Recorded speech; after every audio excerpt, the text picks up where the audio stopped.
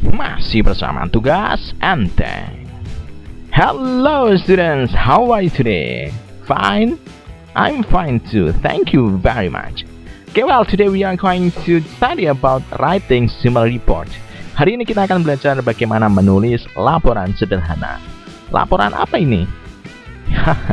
Laporan prakerin, ya. Kenapa harus laporan prakerin? Ya karena kalau di SMK itu karya tulisnya, jadi laporan yang akan kita tulis ini ya namanya karya tulis ya. Jadi karya tulis di SMK itu berupa laporan prakerin. Ya, kalau di SMA ya karya tulis umum. Kalau di kuliah S1 berarti karya tulisnya berupa skripsi. Kalau di S2 ya tesis, S3 disertasi. Ya. Jadi menulis laporan, menulis karya tulis itu dalam pendidikan adalah hal yang keniscayaan ya, hal yang harus ya. Apalagi kalau SMK di dunia kerja tentu harus bisa membuat laporan ya. Jadi laporan kita akan berlatih untuk menulis simple reportnya berupa on the job training atau prakrin. Di tempat kita kan namanya prakrin atau praktik kerja industri. Well, menulis laporan sederhana. Laporan itu biasanya memuat 5W1H. Ya, 5W1H. Ada what, apalagi when, where, why, who, how. Ya, biasanya memuat ini. Apa yang dilaporkan, kapan dilakukan, di mana itu dilakukan, kenapa dilakukan, siapa yang melakukan, dan bagaimana dilakukan. Ya, jadi WWWWH itu dalam laporan harus dicantumkan. Caranya bagaimana? Nanti kita lanjut. Jadi laporan yang ditujukan pada sebuah organisasi ya, contohnya sekolah, itu tentu memiliki peraturan atau petunjuk tersendiri dari sekolahan. Ya, jadi setiap laporan sekolah itu berbeda-beda. Ya, di SMK kita beda dengan SMK yang lain karena peraturan laporannya beda-beda. Begitu juga nanti dalam masalah pekerjaan. Ya. Di dunia kerja ya setiap perusahaan kalau membutuhkan laporan ya formatnya beda-beda. Kenapa formatnya beda ya? Untuk mempermudah organisasi itu untuk mengelola ya. Jadi intinya apa? Intinya kalau kita mau menulis laporan, langkah pertama adalah cari tahu petunjuk atau aturan menulis laporan. Oke, sampai sini paham ya? Kemudian kalau kita akan menulisnya dalam bahasa Inggris kan ya, tentu saja kalau laporan menggunakan bentuk waktunya past tense, bentuk lampau, karena kan laporan itu sesuatu yang sudah dilakukan, dilaporkan, makanya pakai past tense ya. Kecuali untuk hal-hal yang harus menggunakan present tense ya, beda lagi ya. Tapi secara konsep bahwa laporan itu menggunakan bentuk waktunya lampau.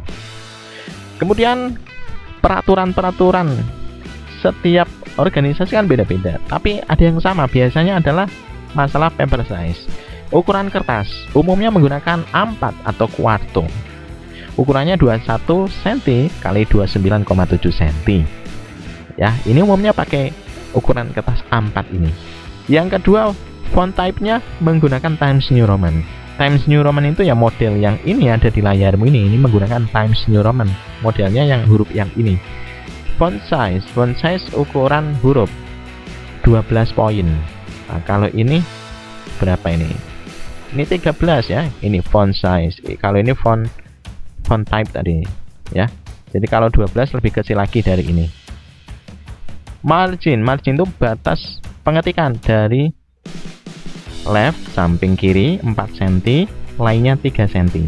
Kenapa kok yang kiri itu lebih panjang marginnya, lebih panjang jaraknya? Karena untuk tempat menjilid ya. Nah, ini biasanya tiap organisasi beda-beda. Ada yang leftnya 4, topnya 4, right bottomnya 3. Ada yang seperti itu. Ya tergantung peraturannya. Yang penting kalau mau buat laporan, lihat peraturannya dulu, sesuaikan. Percuma laporan bagus nggak sesuai peraturan, salah. Oke, selanjutnya apa? Selanjutnya contoh ya. Di sini saya mau mencontohkan untuk laporan prakrin. Judulnya adalah Report on the Job Training. On the Job Training itu magang ya, atau di bahasa kita kan praktek kerja industri atau prakrin ya, on the job training. Report on the job training. Performance, kinerja itu pekerjaan yang kamu mau laporkan itu apa. Dalam on the job training ya, 3 bulan itu kan banyak pekerjaan.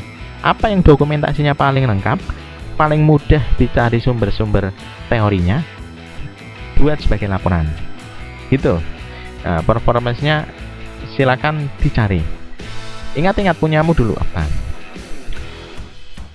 Contohnya misalnya apa? Perakitan komponen listrik, electrical component assembling misalnya ya, performance-nya electrical component assembling ditulis di sini.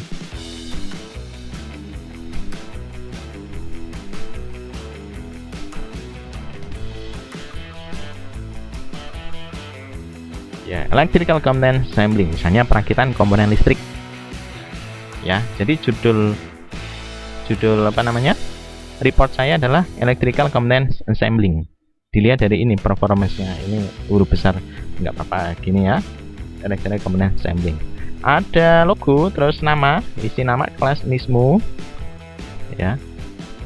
Terus ini di halaman Romawi 1 ya, ini bagian sampul ya. Kita lihat ini table of contents, ada bagian sampul nomor Romawi 1, tidak ditulis di daftar isi ya. Bagian kedua ada approval, ketiga ratification, keempat acknowledgement, kelima table of contents, kemudian table of pictures. Approval itu bagian persetujuan. Ratification ya, ratification bagian pengesahan. Bedanya apa? Approval itu berarti laporan kita itu disetujui untuk diajukan dalam penilaian, dalam ujian. Itu approval. Berarti laporan kita tulis, kita ajukan ke pembimbing tanda tangan, berarti sudah tanda tangan di approval. Selanjutnya ujian dinilai. Nah, pengujinya tanda tangan di halaman ratification. Sampai sini paham ya bedanya approval sama ratification ya? Halaman persetujuan, halaman pengesahan. Acknowledgement adalah halaman pengakuan atau ucapan-ucapan terima kasih. Ada yang nyebutnya prakata, ada yang nyebutnya kata pengantar. Sama aja acknowledgement. Table of contents. Table of contents itu daftar isi. Nah, yang sedang kamu lihat. Table of pictures, daftar gambar. Gambar-gambar yang ada dalam laporanmu. Ya. Oke, kita kalau tadi judul sudah ya, halaman cover ya. Halaman cover sudah diisi seperti itu. Ini contoh saya. Contoh saya electrical component assembling. Punyamu apa nanti bisa ditulis sendiri. Name, class diisi. Terus bagian kedua approval ya. Nah, di bagian approval kita isi detailnya. Yang titik-titik itu kita isi. Tadi apa? Di sini judulnya ya. The report entitled bla bla bla is written by. Judulnya ditulis di sini.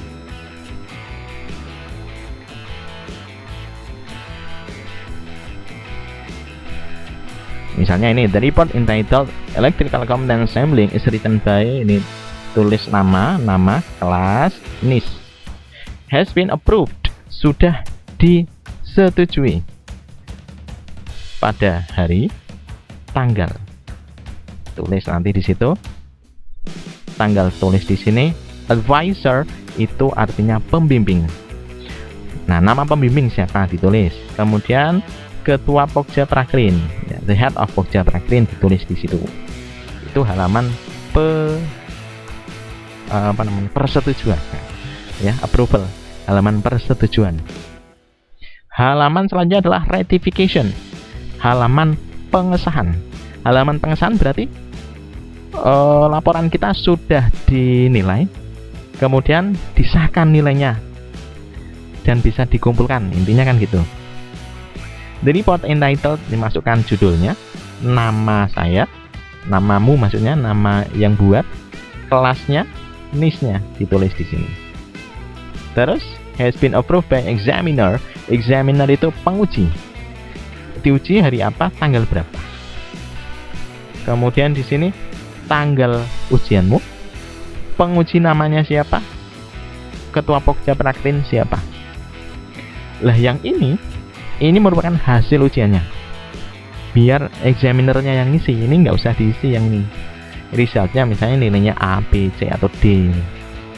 Catatan ya. Ini yang ngisi examinernya. Ya, ini paham ya halaman rectification? Kalau nggak paham silakan di kolom komentar.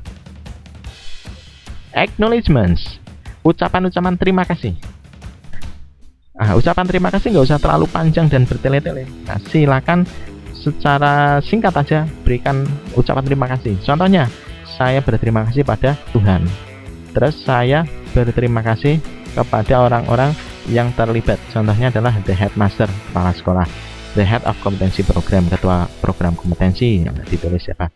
Advisor, nama pembimbing siapa, advisor from PT. Nah, ini tempat saya magangnya atau tempat saya prakrinya, ditulis di sini namanya siapa juga ditulis. Udah gitu aja. Terus terakhir diisi tanggal dan nama sendiri, nama pembuatnya. The writer itu penulisnya. Ya, itu halaman acknowledgements. Gampang sekali. Terus table of contents ya. Ini memuat semua judul dan subjudul di dalam laporanmu. Ya, tampilkan semua di sini. Terus yang terakhir adalah table of pictures, gambar-gambar yang ada dalam laporan. Semua gambar dimasukkan di sini. Contoh ya, ada picture 2.1, picture 3.1. Maksudnya gimana nih 2.1 sama 3.1? Angka depan 2 itu berarti bab 2. Berarti gambar di bab 2, gambar 1 judulnya electrical process mapping ada di halaman 5. Gambar 1 di bab 3 judulnya adalah gambar gedung PT titik-titik ada di halaman 16 gitu ya. Jadi nanti orang kalau mau lihat gambar tinggal buka table of pictures, dibuka, mau lihat gambar yang mana langsung temukan halamannya, cari halaman itu. Ini memudahkan orang. Nah, sekarang kita bahas table of contents ya.